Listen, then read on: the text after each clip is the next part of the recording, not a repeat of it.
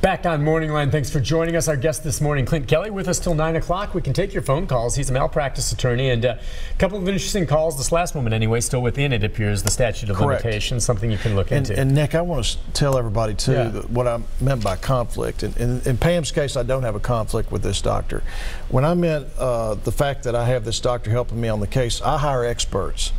These are doctors who look at the chart and make a determination whether or not there's been a violation of the rules, standard of care.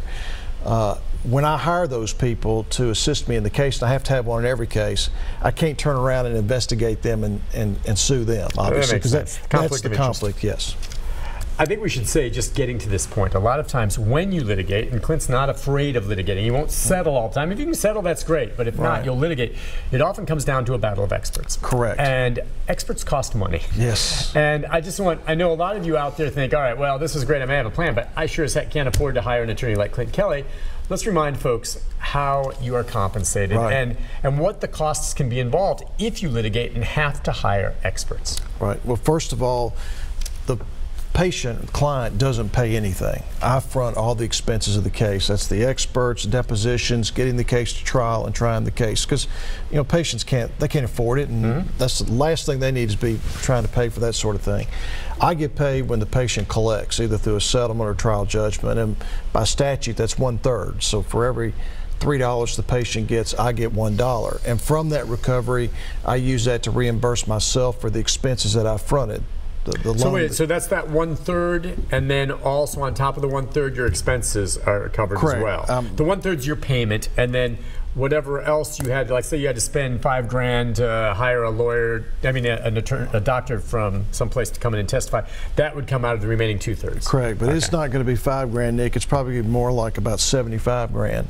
What? 75,000? I haven't gotten a case. I haven't gotten a case to trial in the last 5 years for less than $75,000. That I have to invest in the case, because one of my experts that I had in the last case I just resolved charged $28,000. It's not a bad gig if you can get it. Are there professional doctors that testify? Yeah, one of them charged $800 an hour. They're just, doctors are expensive. That's the fact of life. And in order to have a good doctor, a qualified expert, someone who's worthy in a case, they're going to charge a lot of money. So when you're doing this, and I guess this takes us to the next point for folks, there are cases you think are legit that you can't take because the recovery financially is not enough to merit taking it to trial, correct? I mean, if you're talking your expenses being what you just told me, you're talking about $1 million case. Sure. Whereas if there was a case that has $100,000 worth of damages and it would still cost me $75,000 to get to trial, can't take it. No. I mean, the client would get nothing. You know, there would be no fee. I wouldn't even charge a fee on a case like that because the client would get very little or nothing. So in those situations, those cases, just the way our system's built right now, those cases can't be taken. This, I guess, may be kind of an obvious question, but there has to be other elements of it. What is it that makes a profitable case? I'm guessing, first and foremost, scope of damage. How badly the patient is. If he's permanently or she's permanently damaged, that's a big deal, right? Yeah, I mean, and it's common sense as well. I look at it from the perspective of juries. Juries are very conservative in this state, and they are very protective of doctors and hospitals, and it has to be a really good case. And when I mean good, I mean there has to be a devastating injury, paralysis, obviously, where, you know, it takes away the patient's ability to earn a living. Permanent paralysis. Meaning, like, if you have an injury and you recover after 6 months, you know, it may have been bad for that 6 months and they did something wrong that messed you up, but you're not going to get much damages. Wheelchair for life. Okay, that's a peg leg where someone's had an amputation. Wheelchair for 6 months? No. Okay. Life.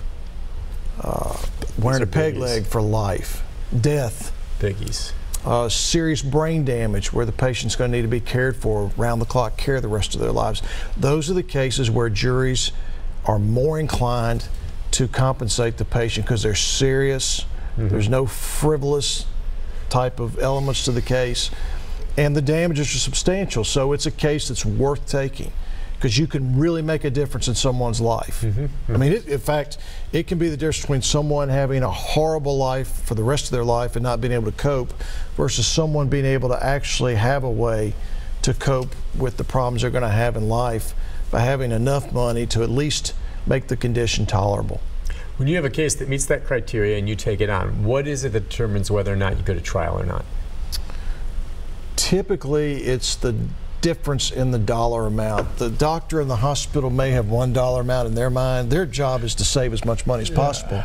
I'll have a dollar amount on the other side, and if we can't come together on that amount, we try the case. You're exchanging letters? Correct. Is that how this works? It's negotiating. How about this? There's negotiations that go back and forth. Yeah, and sometimes I'm right and my figure was correct and I win and I get that figure or even more than that figure.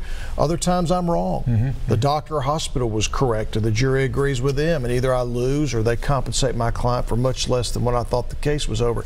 That's where the fight, the actual trial part of it, takes place. But about 60 or 70% of my cases nowadays settle because of mediation and the ability for all of us to kind of have the same mindset on what the case is worth. We can negotiate towards a value that we can all live with. Right. And I think that benefits the client too, because it guarantees them they're going to get a check. Well, you're the expert on it, but you've always told me that you obviously consult with the client. Now, they don't always know. If you come to them and say, look, the hospital just offered you $100 grand. Now, you've got the background and experience. If you're telling me this, 100 grand sounds pretty good. I don't know how messed up, what kind of case we're talking about. All right, I say, well, that sounds great, but let's say you know, look, I think this is a $500,000 case now. Yeah. All right, but I'm like, well, look, Clint, 100 grand could help me a lot. And, you know, if they're not going to go for it, I mean, do we really go to trial? What do you say? Well, let's say, for example, we've got a client who's had his left leg amputated below the knee and wears a peg leg, okay, and has medical expenses of $75,000. $100,000 is a joke. Okay. Okay. Have you gotten offers? Would you get an offer like that, some low ball? That's how they start, and then they always build from there. $250,000 is a joke, because by the time you pay the medical expenses, the cost of the litigation, and the attorney's fee, you may only be left with $100,000. Well, over a lifetime, without your leg, would you give up your leg for 100 grand? No. What's would the you leg give up worth? your leg for $250,000? Would you give your leg up for $500,000? You see, there is a market rate for these injuries, but when you start getting into the low six figures, there's no way I would advise a client to take that for a significant injury. Is there actually a chart with the market rate? No, but you have it in your head, don't you? You know what works. Sure, and we can do jury verdict research and figure out what comparable cases have been compensated by other juries, and also they have a settlement reporting service where you can get some idea of what a case is settled for. Have you had situations, I'm sure you have, where you and the client disagree to some degree? And of course, they work for you, you work for them, so ultimately it's their call. But where you've tried to sway them one way, and for whatever reason, they insist on going the other, which of course you'll abide by. One way, whether that means going to trial or accepting the settlement. Have you had that? Yeah, it's very rare. Yeah, okay. Usually we are. Most of the time they'll defer. Yes, and well, it's even more than just deferring. It's part of the attorney-client relationship. And you know, I don't take every case that I could take, because there has to be a chemistry. Okay. You've got to be willing to walk through fire for that client. That's what these cases require. And you need that chemistry with your clients so you both can understand each other, respect each other, and work as a team. If you don't have that chemistry with the client, then that's going to spill out in certain places like what you're talking about in evaluation, where you think the case is worth $1 figure, the client thinks it's worth another, and the client simply doesn't have the chemistry with you to believe in you and think you know what you're doing. And you're right, the client's the boss. The client says, I think it's worth, you know, $500,000, and I differ with the client. I'm going to go with the client because I work for the client. Right. Meaning, has it ever been where they refused to accept a settlement you wanted them to, and you went to trial? Yeah. And you told them, listen, this is good, and this trial is not a slam dunk. I will do everything I can, but it's 50-50 at best. And they said, it's a principal thing for them. It wasn't about the money? Well, no, it was about the money. But they backed off on an offer to say, I want to go to trial. And I'm guessing things didn't work out. There are two cases I can think of in my career where a big check was left on the table. And in one instance, it was definitely against my advice. In the second instance, there was, I supported what the client did. Okay. You know, because I thought the client's expectations were reasonable.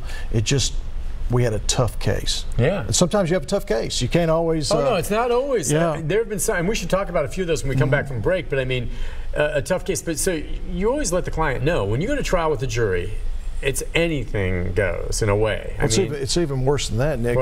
Now the statistics are that doctors and hospitals win about 80% of these cases at trial. Now, is that because of the way the laws are set up with what you're allowed to present and all this? I mean, you've told me before how it seems to be weighted for the doctors and hospitals, that they limit it. Yes. It's not for the patient. It's the law, the jury instructions that the jury gets about the law they're to apply, or excuse me, that they are supposed to use in deciding the facts. It's the fact, like I told you, juries tend to favor doctors and hospitals over patients. This general suspicion of lawsuits, and that's been, in my opinion, unfairly fostered through the media.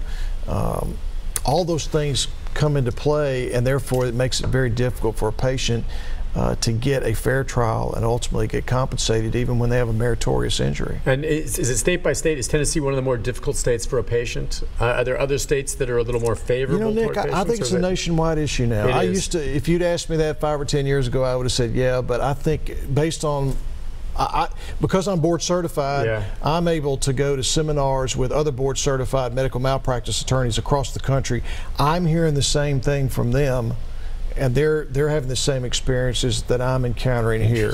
So I think it's a nationwide issue. And I don't get it. I mean, juries are patients, and constituents elect these lawmakers, but then I don't know if big biz and doctors and hospitals lobby with some cash. What do you mean I don't know? Of course they do. We'll take a break. When we come back, our final segment. We've got some lines open, 737-7587. Do you think you have a case that might be something that Clint could win? We'll find out. We'll be right back.